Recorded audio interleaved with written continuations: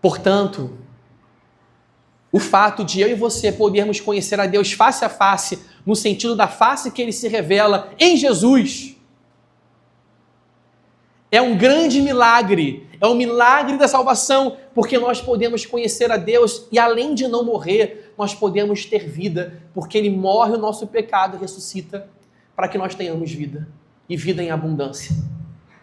Nós podemos ver Deus em Jesus e não morrer. Esse texto ressalta, intensifica essa intimidade e comunhão daqueles que veem a Deus.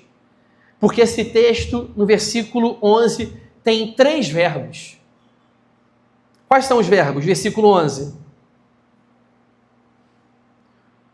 Os verbos a partir do final, da parte B. Eles viram Deus, comeram e beberam.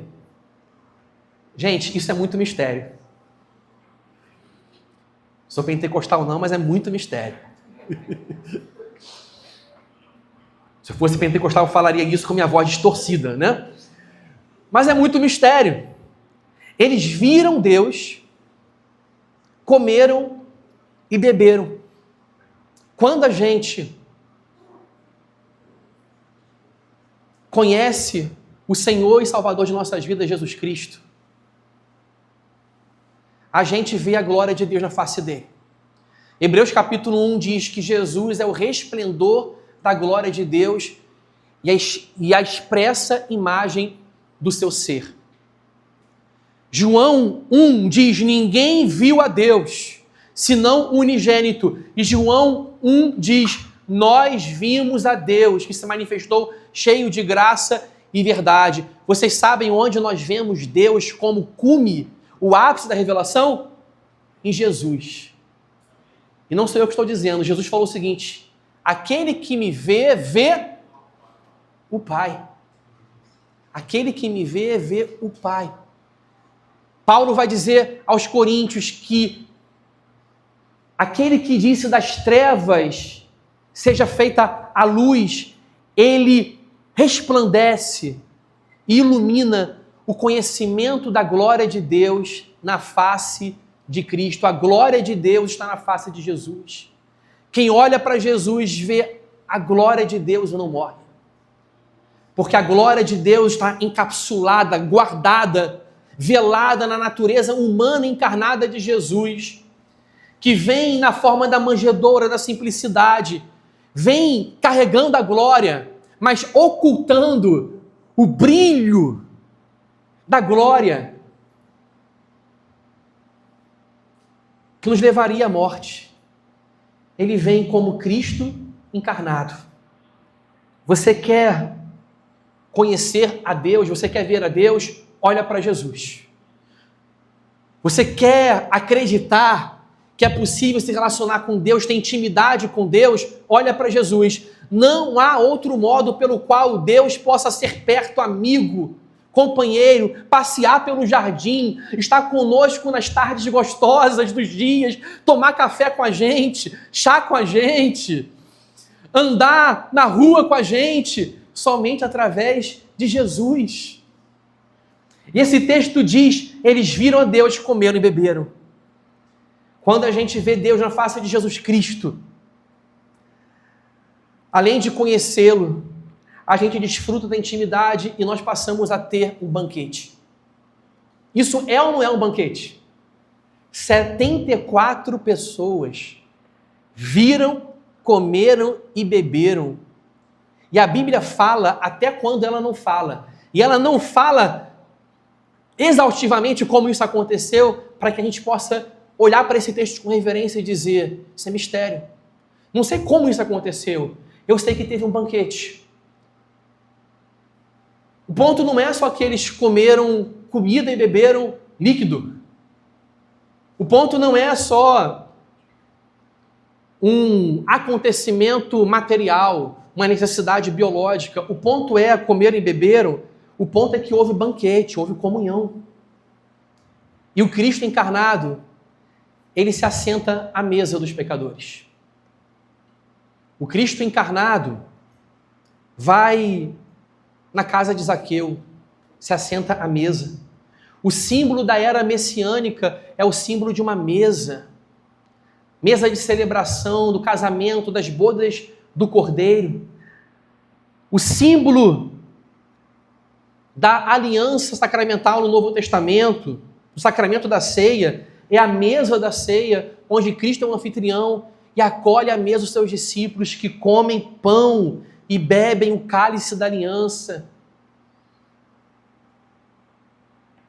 Ceia, comunhão, banquete, alegria, vida em abundância, desfrute da presença de Deus, se deleitar no Senhor e dizer: não tenho outro bem além de ti somente. Tu és a minha alegria, a minha porção satisfatória, delícias perpétuas eu encontro na tua presença. A minha alma tem sede de Deus, do Deus vivo. O que esse texto nos ensina é que é possível ter intimidade, comunhão. Então não se contente com o supérfluo, com o superficial. Adentre a profundidade da comunhão, da intimidade que você pode ter com Deus por meio de Cristo. Não viva uma vida cristã comum, no sentido de ser oposta de santa. No Antigo Testamento, o oposto de santa é o quê? Comum, não é impuro. O que é santo é consagrado. Consagrado. As pessoas podem fazer um monte de coisas que não são pecaminosas, mas é comum. Viver para pagar boleto só é comum. É comum. Viver para cuidar do corpo somente é comum. Mas até o comum vira santo e sagrado quando a gente anda com Jesus. Então viva uma vida santa, sagrada, para a glória de Deus. Eu quero terminar lendo o Êxodo 33 para salientar a verdade de que o nosso conhecimento de Deus não é total, mas o nosso conhecimento de Deus pode ser progressivo e a nossa intimidade pode ser crescente. Eu posso conhecer hoje Deus mais do que no dia que eu me converti. E eu não quero ser saudosista e olhar para trás aos os anos dourados da minha adolescência, que eu ia para acampamento, se foram, não. Eu não quero olhar para trás e dizer que o melhor ficou para trás. Eu quero amar mais Jesus, eu quero andar com Ele, eu quero desfrutar mais da presença dEle. Moisés, no capítulo 33 de Êxodo, um contexto que, sumariando, é pós-bezerro de ouro, ele intercede pelo povo, porque Deus diz: não, eu vou contigo, Moisés, mas com esse povo não. E aí então Moisés, ele ora. Vejam essa oração de Moisés. Moisés disse ao Senhor: eis que me dizes para conduzir este povo, mas não me disseste quem enviarás comigo. Disseste: eu conheço você pelo nome, e você alcançou favor diante de mim. Agora, se alcancei favor diante de ti, peço que me faças saber neste momento o teu caminho, para que eu te conheça e obtenha favor diante de ti. E lembra-te de que esta nação é teu povo. Deus respondeu: a minha presença irá com você e eu lhe darei descanso. A minha presença é o quê? A minha face. Palavra para presença no original é face. A minha presença será com você. Deus é um Deus presente. Então Moisés disse: se a tua presença não for comigo, não nos faças sair deste lugar. A tua presença é o melhor que eu tenho. É a minha garantia. Eu não quero terra prometida, terra que brota leite e mel, sem a tua presença. O leite talha, o mel fica azedo. Sem a tua presença, nada tem sentido. Eu quero a tua presença.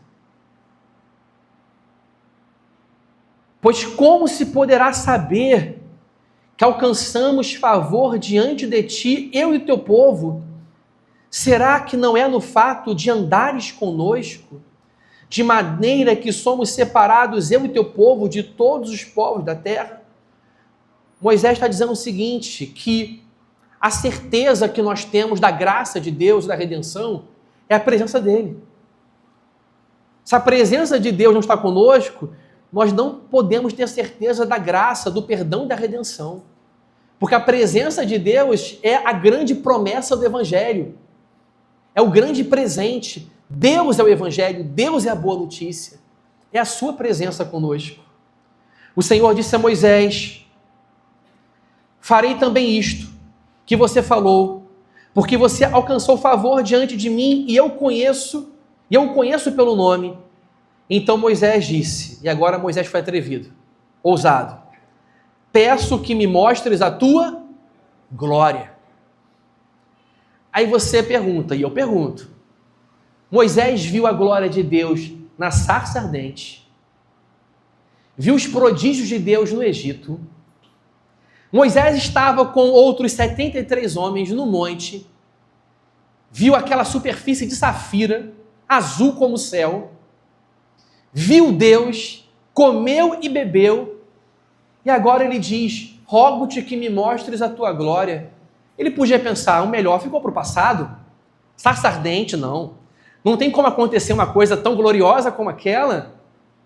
O monte chamejante do Sinai, esse monte, vimos a Deus. Ele olha para frente e ele diz: rogo-te que me mostres a tua glória.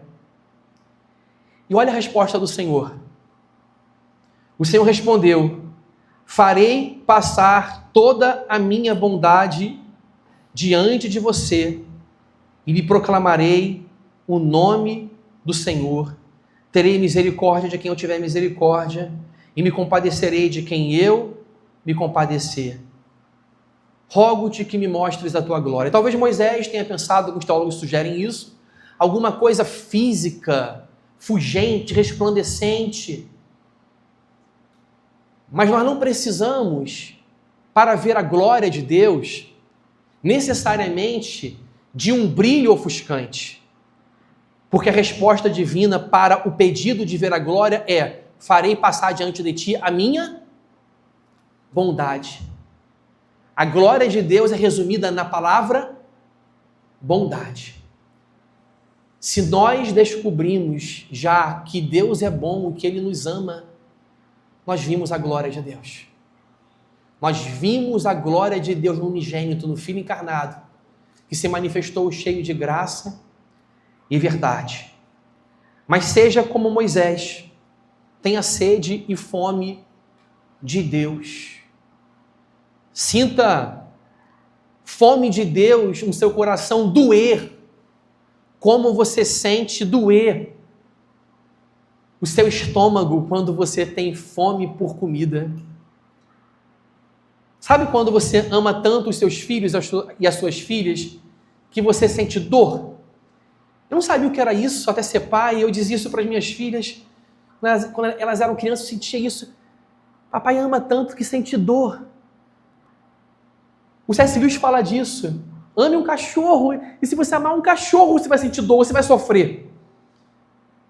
Porque o amor nos leva a esse lugar de ter fome e sede, de querer mais, de sentir dor pela falta, pela perda, pelo afastamento. Então, quando a gente não sente a presença de Deus por causa do nosso pecado, a gente chora, se arrepende, sente dor, porque a gente não quer viver longe da face do Senhor.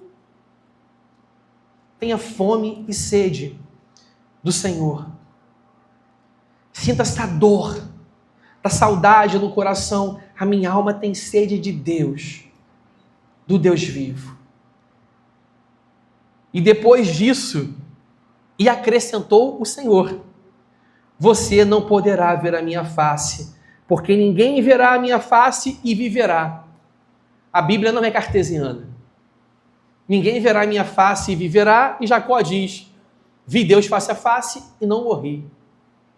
Não é possível chegar no âmago, no ser essencial de Deus. Mas aí o que Deus faz? Eu vou dar um jeito. Eis aqui um lugar perto de mim, onde você ficará sobre a rocha. Quando a minha glória passar, eu porei você numa fenda da rocha. E o cobrirei com a mão. Ou seja, Deus assumiu o quê? Um corpo. E o cobrirei com a minha mão até que eu tenha passado.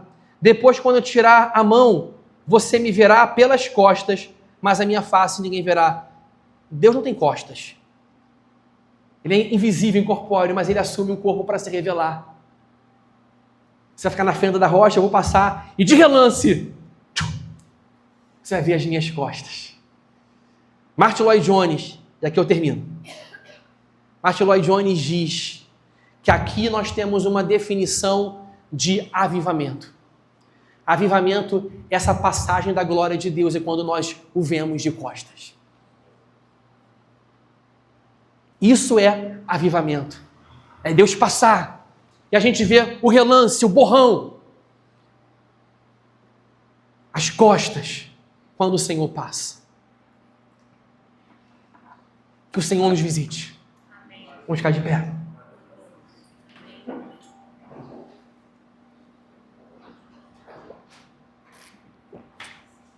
Nós cantamos várias músicas pedindo para ver a face de Deus. Agora vocês sabem o que nós estamos pedindo e cantando. Vamos cantar isso agora.